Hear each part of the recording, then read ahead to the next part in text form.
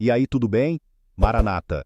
Neste vídeo faço uma reação ao conteúdo do canal Caio Modesto, que possui 1,5 milhões de inscritos, onde, em um de seus shorts, ele declara: "Fuja da Igreja Adventista". Eu me pergunto por que todo esse medo ao ponto de influenciar seus seguidores a fugirem. A Bíblia não manda examinar os espíritos para saber se é de Deus ou não?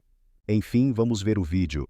Por que eu não seria adventista? Exclusivismo religioso. Jamais eu diria que a igreja que frequento é a remanescente e a única verdadeira e que as outras apostataram da fé. Agora pensa comigo, uma igreja com menos de 200 anos de idade afirmar que é a única remanescente e que somente ela guarda a lei de Deus, isso é uma prepotência.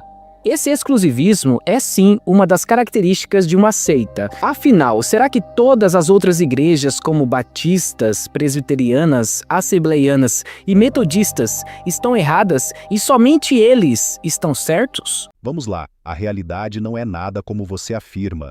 Primeiro que não dizemos que somos remanescentes em um aspecto salvífico, e sim em entendimento profético. A própria Ellen White afirmou que há mais filhos de Deus fora do adventismo do que dentro. Ela também considerava o John Wesley como servo fiel de Deus, por exemplo. Como isso pode ser enquadrado como exclusivismo religioso que você tenta nos taxar? A Bíblia ou Ellen White? Nós, protestantes, seguimos a Bíblia como a única regra de fé e prática. Mas, para os adventistas, os escritos de Ellen White preenchem lacunas nos textos bíblicos. E olha só, dizem que não é canônico, mas na prática é impossível ser batizado no adventismo sem crer em Ellen White. Se você não lê os livros dela, é até visto como alguém espiritualmente fraco. Cristologia e a natureza de Cristo. Ellen White afirmou que Jesus tinha uma natureza pecaminosa. Mas espera aí, Jesus assumiu a forma humana? Sim, ok, mas sem pecado. Se ele tivesse algum traço de pecado, ele não seria santo e não poderia morrer pelos nossos pecados. Na prática, o que a Ellen White está afirmando é praticamente uma negação da divindade de Cristo. É um erro gravíssimo no que deveria ser o centro da nossa fé cristã. Entretanto, não é assim que nós acreditamos. E a expressão natureza pecaminosa, ela é entendida no contexto teológico adventista em dois aspectos. Quando nós falamos da natureza física, ou seja, da natureza humana, e da natureza espiritual.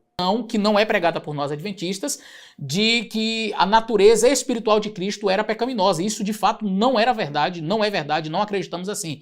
A natureza humana de Cristo, ele herdou uma natureza humana caída. E o que o senhor está querendo dizer com isso, pastor? Quando Cristo veio do céu e o livro sagrado, a escritura sagrada, a Bíblia nos diz que ele esvaziou-se a si mesmo, assumindo a forma de anjo. Não foi de anjo. Ele não foi saindo da sua divindade e assumiu uma forma angelical. Ele assumiu a forma de homem. Mas de homem perfeito, como Adão, sem sentir dor, sem sentir fome, sem sentir frio, sem sentir calor, lá como se ele estivesse no Éden perfeito. Também não. Ele assumiu a forma humana como? Na sua degradação. Jesus Cristo, se ele parasse diante de você hoje, você olharia e diria, é alguém comum. Tanto que o livro de Isaías diz, olhando para ele, nenhuma beleza havíamos para que o desejássemos. Era desprezado e o mais indigno entre os homens, homem de dores, que sabe o que é o sofrimento. É assim que Jesus é descrito. Então, quando ele assume a natureza humana, ele assume essa natureza caída. Não que ele tenha caído e não que ele tinha propensões ao pecado, não que ele tinha tendências para o pecado, ou que na sua natureza espiritual ele carregasse nódoa do pecado, não. Na teologia adventista nós costumamos dizer que Cristo foi afetado, mas não infectado. Ele foi afetado pelos resultados do pecado. Cristo não veio no jardim do Éden. Cristo passou 40 dias sem comer lá no deserto e sentiu fome. Ele foi tentado, ele sentiu dor. Quando os pregos atravessaram a mão de Jesus, não foi um teatro, ele sentiu dor de verdade. E dor é incompatível com o paraíso, é incompatível com a vida eterna. A própria palavra de Deus diz que quando Deus restaurar todas as coisas no livro de Apocalipse, quais são as coisas que não haverá? Não haverá choro, Jesus chorou. Não haverá pranto, não haverá morte, não haverá dor. Jesus sentiu dor. Não foi um teatro. Então, são resultados do pecado. Então, ele foi afetado. A sua natureza humana foi afetada pelo pecado, mas não infectado por ele. Agora eu quero ler, aproveitar que o pastor citou aí textos que são da nossa literatura, eu quero aproveitar então para ler o que nós adventistas então acreditamos. Como é que, por exemplo, Ellen White fala sobre isso? Porque é dito, não, tá vendo como Ellen White apresentou aí? Que Jesus ele praticamente disse que Jesus era um pecador, que nós acreditamos que Jesus era um pecador. Isso não é verdade. Ficou parecendo, pastor, nessa abordagem, que nós adventistas acreditamos num Jesus pecador. E um pecador não pode salvar outro. Então vamos fazer o seguinte, vamos ver o que a nossa literatura diz? Vamos analisar. Ellen White, no livro Testemunhos Seletos, volume 1, na página 220, diz assim: ele, falando do Senhor Jesus Cristo, é o nosso exemplo em tudo. É um irmão em nossas fraquezas, mas não em possuir idênticas paixões. Sendo sem pecado, sua natureza recuava do mal. Jesus suportou lutas e torturas de alma. Em um mundo de pecado, sua humanidade tornava a oração necessidade e privilégio.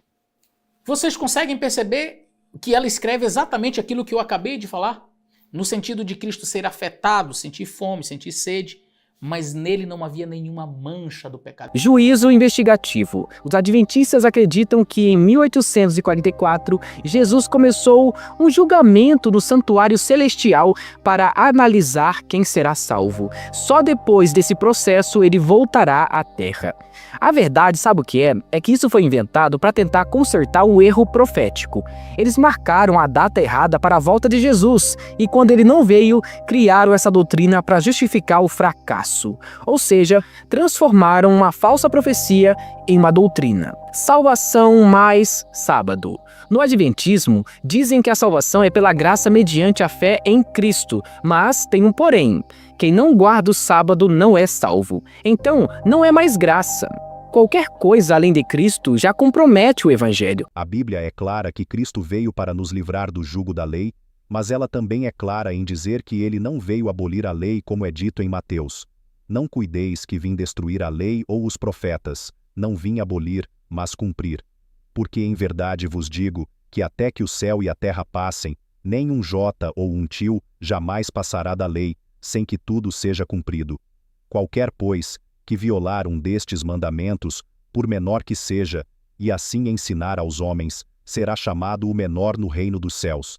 Aquele, porém, que os cumprir e ensinar, será chamado grande no reino dos céus.